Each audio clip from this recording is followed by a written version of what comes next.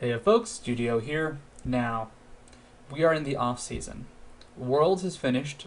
Season 2 is about to finish for ELO and getting your rankings and all that in 5 days? 6 days? 4 days? Very few days. The day count is low. It's a low day count. Now, the off season brings a very special period of time, a very, very weird period of time, especially for you as a player, because you're going to start seeing some patch notes come out, and those patch notes are going to be really, really weird. They're going to be insane, because you're going to be like, what the hell is going on with this patch? They're changing so much. This may not actually happen, but it probably will. Now, the reason for this is the off-season has very few tournaments. There are no official League of Legends tournaments, as far as I know, coming out of Riot, which leaves IPL 5 as the biggest major. It's the only tournament in North America, for example, that will have qualifiers. There's also the TSM Online Invitational, but that's an online tournament, and it mostly had invites. There was one qualified team. Now, because there are so few tournaments going on, none of them are Riot sponsored, though Riot will most likely be helping out with them, because it'd be weird if they didn't. There are going to be a lot of changes, because this is the time Riot can experiment without completely changing the metagame. Imagine if they'd nerfed Jace into Oblivion prior to Worlds. A team like Sula GEU, which really benefited from Jace in a lot of their matchups, would have been in a much, much worse position. So, they can do a lot in terms of change. Now, this is good and bad for you, the player. It's bad if you don't adapt to the change. It's good if you can look at what comes out and be like, I can make this broken thing work. Now, realize that it will take some time to experiment. You will see crazy things come out in patches, and they may work and they may not work. Let's start with the basics, though. So Rengar right now, he's considered totally broken. And he is totally broken. He can instantly give anybody almost always. That is not an accurate description, but you will always be at risk when you're a squishy of just being instantly bursted down. And you can't see him coming because he's invisible. But how do you see the Rengar progression go? He started out considered incredibly weak. Nobody knew how to play him. Nobody knew how to lane him. I tried building Mallet on him. It was a really bad idea, it turns out. But the truth is, nobody really understood him.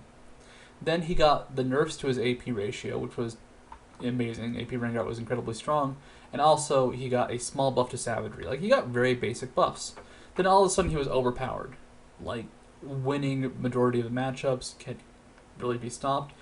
Did anything really change with the minor buffs they gave to Rengar to make him broken? No, he was broken before. And the truth is, nobody really figured him out. It wasn't well understood what Rengar could do. And this is going to be the big thing about these patches. When something is released, look for trends, look for those numbers, look for that scary burst combination, and theorycraft. Whenever there is a major switch, for example, jungles, when we went from the old jungle to the new jungle, old jungle used to be a lot harder to do, lot slower respawn times, AoE was less effective, and you really needed to kill stuff as quickly as possible. Shyvana immediately became powerful, but nobody knew this till Moscow 5 kicked our butts with it at IEM. And what I'm going on with this is you can experiment yourself as a player. I mean, you can tell people, you cannot tell people, either or. But when you figure something out, you get a huge one-up, a huge edge. One of the big things about League of Legends is knowledge. Player skill goes incredibly far, but just knowing what works and what doesn't work can be a big issue. If you don't know your item builds, for example, if you don't know when to build a chain vest as a top laner, then you can lose matchups not necessarily because mechanically you're worse than the person you're up against, but because you clicked the wrong item back at the store a few minutes ago. And item builds on new champions, item builds on AD carries or top laners, if they get changed very dramatically, will be a big issue.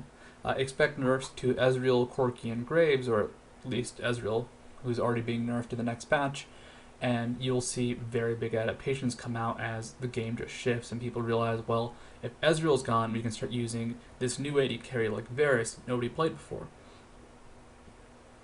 So, what I'm really getting at is nothing specific. I can't say what the changes will be. There are some changes out in the public beta environment, but they're not locked in yet. I do not know what they will be. I do not know what the final numbers will be. But we're going to enter a very strange phase, and this happens at the end of season. This happens when there's any downtime, a period of time where really you can be a better player by exploiting knowledge. I'm going to do some more in-depth patch breakdowns before. Usually it was just, let's go ahead and look at the patch and see what this would make from a design perspective. I'm going to go ahead and do some more theorycraft-based patch breakdowns, which will be hopefully interesting, hopefully pretty cool. But this is just a short to talk about the upcoming patches. Now, what do you think will be the biggest trend coming out of these patches? I think AD carries will dramatically shift. I think top lane will probably be one of the biggest hit things because they're talking about changing the snowbally nature of top lane. And in a change of top lane, right now it snowballs quite a bit. You might see more support style top lanes come out just because if they can't snowball in lane and they're always at risk of being ganked, their main focus should be just to survive and benefit their teammates, which was actually something that happened before. That's why Europe was such a good top laner, because he could get destroyed, which was already difficult.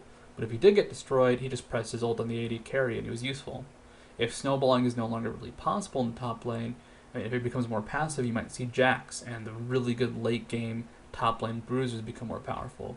Or if it becomes a relatively safe lane, stick an AD carry up there and just watch as a 1v1 happens and the AD carry gets farm. So I'd say top lane AD carries are probably going to change the most, and then there's going to be this weird transition where if AD carries can go to different lanes, maybe we'll see kill lanes come back. Maybe not. Probably not. But I can hope. I can really hope. Anyhow, it's just, conversation about that. That's all for now, guys. I will see you guys tomorrow night.